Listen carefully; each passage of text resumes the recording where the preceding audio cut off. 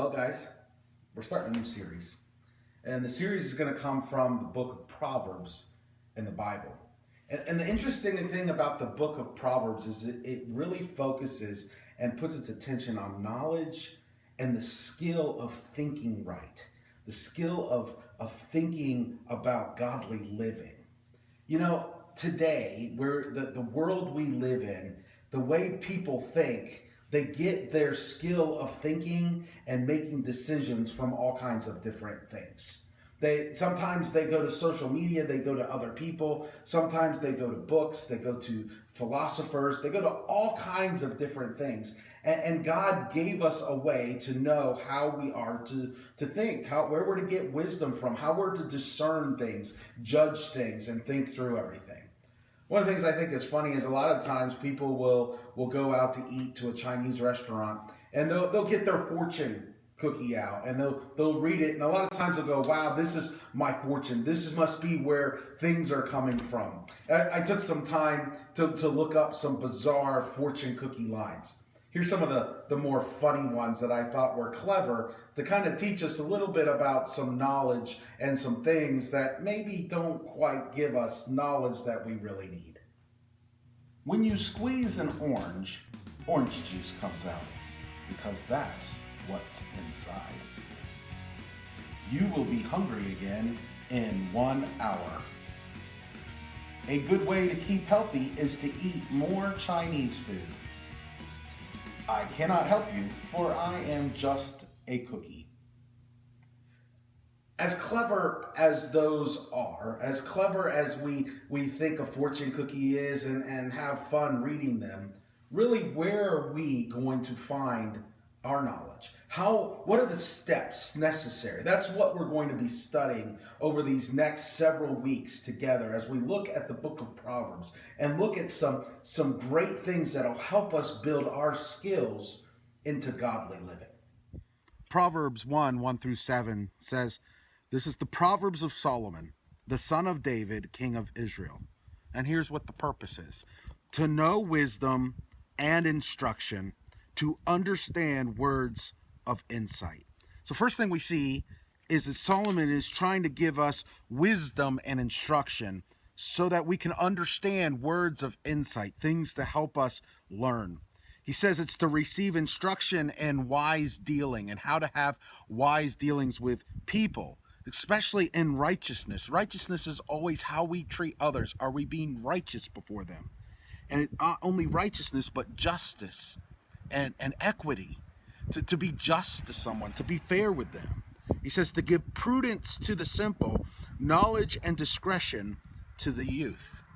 This is an important thing for our young people, for people who are younger, who might not understand the skills that it takes to be godly, to be wise. Well, this is what this is for, to help them, so we can help the young people. But not only the young people, he says, let the wise hear and increase in learning.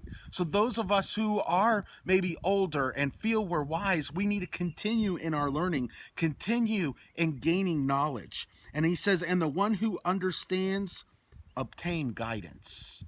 And isn't that what we're looking for, is guidance in this world? And then finally in verse 6, he says, to understand a proverb and a saying, the words of the wise and their riddles, so that we can understand these things, so that we can grow in our wisdom, we can grow in our skills of godly living, and in our thinking and judgment of this world and the things around us, so that we can be like Jesus. The final verse that we're going to look at, and it's the first Proverbs, it's where it all starts, says, the fear of the Lord is the beginning of knowledge. Fools despise wisdom and instruction.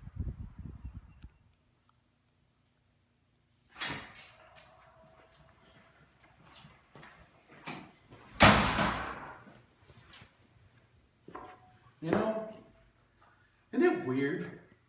Why would anybody despise wisdom and instruction? I find that perplexing.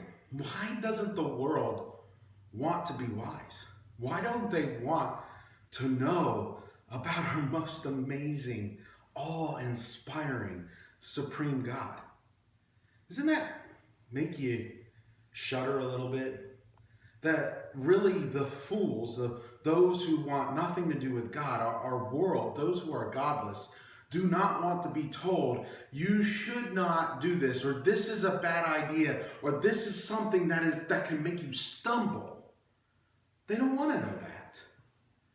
They don't want to be told what is right and wrong. They want to make it up for themselves. That's why it says the fear of the Lord is the beginning of knowledge. Until a person realizes there is an almighty God, and it is about him, his ways, his kingdom, his supremeness, and not about me, then I won't even begin to start understanding knowledge, start understanding wisdom, and being able to discern and to think right. My skills are non-existent because what I've done is I've made myself a God. What is the fear of the Lord? Who is someone who fears God? Does that mean they're worried about God is going to shoot down that lightning bolt the next time they say a foul word or they get in an argument with their wife? That's not who our God is. God is full of grace. He's trying to bring salvation. John says that Jesus came not to condemn the world, but to save the world.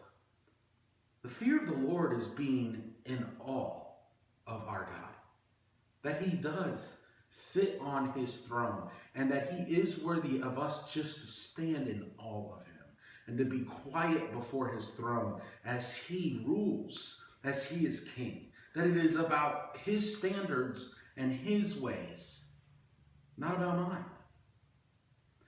How do we start taking the steps necessary to build skills in our life for godly living?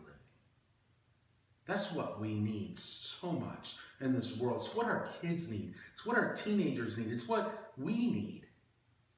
And those steps, as we start to learn about it, they start with understanding that there is an almighty, majestic God who is king of everything, and that he wants to be in a relationship with me. He wants to know me. He wants to know you.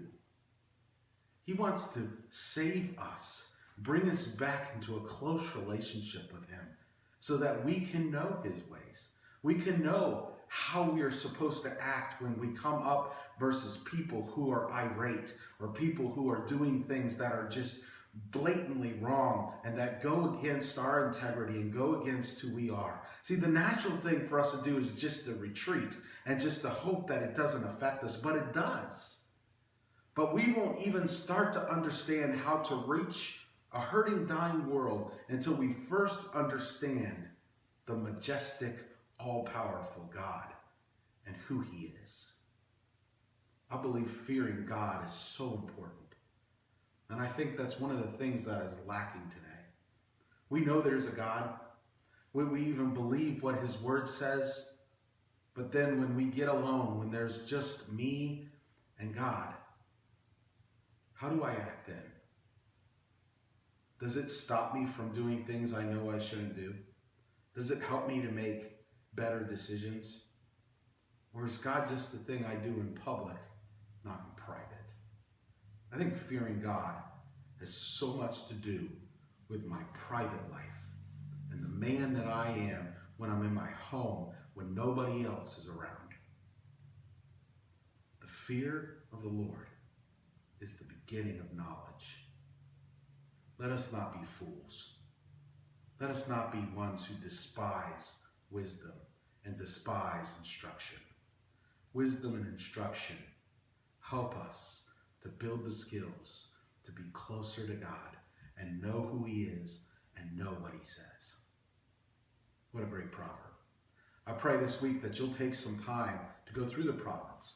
Whatever day of the week it is, read that proverb for the day. See if you can start to build your skills of living for God.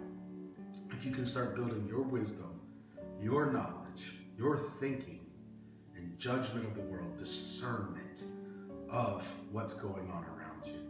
It's going to be a great series. Excited to join you in this journey. God bless you.